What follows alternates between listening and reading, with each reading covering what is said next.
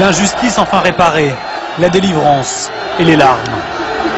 On l'a mérité, ils nous ont tout fait, mais on est qualifiés pour l'Algérie et pour le monde du sport, pas pour les salauds. Agressée en Égypte, l'Algérie vient de prendre une éclatante revanche. Elle est qualifiée pour la Coupe du Monde.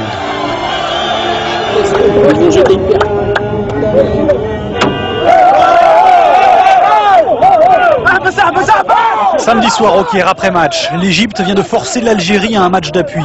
Et les pierres continuent de fuser sur le bus algérien. Mais au fond, on répond par des chants.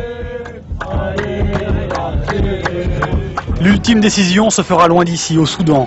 Pays neutre et plein d'espérance pour les Fennecs d'Algérie.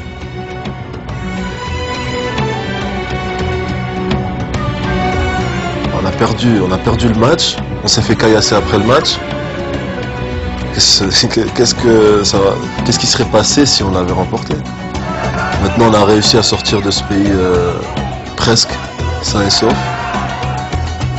Et quand on a posé un pied ici, au Soudan, et qu'on a vu tous les Soudanais, plein de Soudanais nous attendre, avec pas mal d'Algériens aussi, on s'est senti comme si on était que la prise d'otage était finie en fait.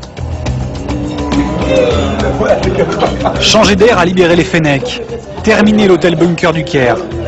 Les plaies physiques et morales n'ont pas encore disparu, mais elles sont derrière. La plaie s'est refermée. Normalement, on sera au top, Inch'Allah. C'est le match du siècle, là. Faut pas passer à côté, hein. Eux non plus ne veulent pas rater ça. À la même heure, ils sont encore des milliers à Alger devant le siège d'Air Algérie. Le président Bouteflika emmène gratuitement 12 000 supporters par vol spécial. 25 avions décollent les uns après les autres, direction Khartoum.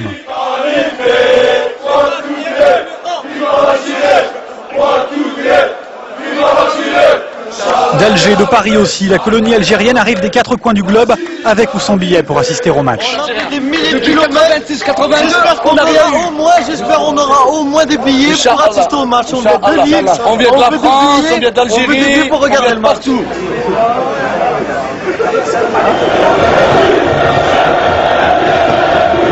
Mercredi, ils sont 15 000 Algériens à Khartoum pour 10 000 billets seulement. Tout le monde n'a pu rentrer.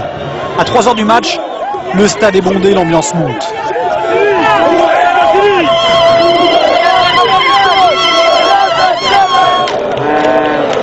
Un stade méticuleusement divisé en deux. Supporters, journalistes, vestiaires algériens d'un côté, les Égyptiens de l'autre. Image insolite et presque troublante. Les joueurs arrivent sur la pelouse, chacun de leur côté. Ultime réponse aux provocations, les Algériens tournent le dos à leur adversaire pour chanter leur hymne. Le ton est donné. Il leur faudra ensuite 40 minutes pour trouver la faille et le reste de la soirée pour savourer ce but qui les propulse au paradis.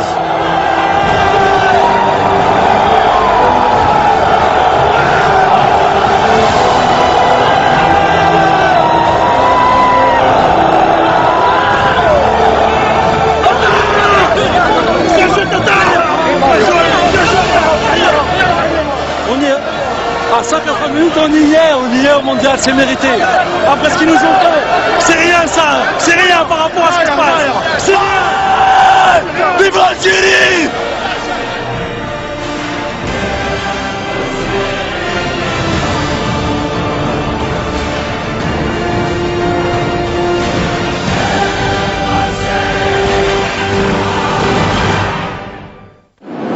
Après l'effort, le réconfort. Hier matin dans l'avion, derniers instants de répit avant le retour triomphal en Algérie. Ça sent la maison. Je pense qu'on s'attend à un accueil merveilleux. Non, ça va être la surprise. On sait que le public il doit être présent. Maintenant, ça va être une grosse surprise pour nous. Bon, on va profiter de ces moments parce que c'est vraiment unique.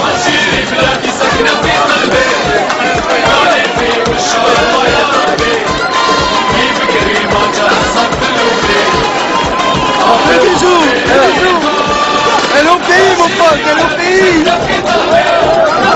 Fanfare, fleurs et tapis rouges. L'Algérie n'a pas encore gagné la Coupe du Monde, mais c'est tout comme.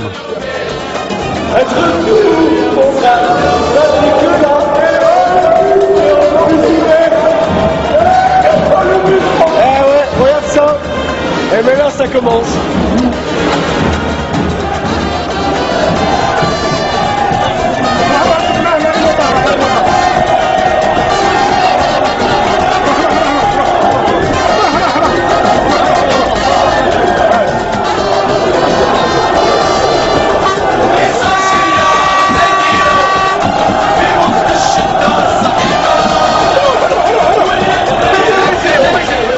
faudra 3 heures pour effectuer les 15 km entre l'aéroport et Alger. Des scènes de liesse jamais vues depuis l'indépendance. Ces 23 Fennecs, perchés sur leur bus, sont bien plus que des héros. Des martyrs bientôt reçus en grande pompe par le président de la République. Dernier honneur avant de pouvoir réaliser enfin que l'Algérie est 24 ans après de retour en Coupe du Monde.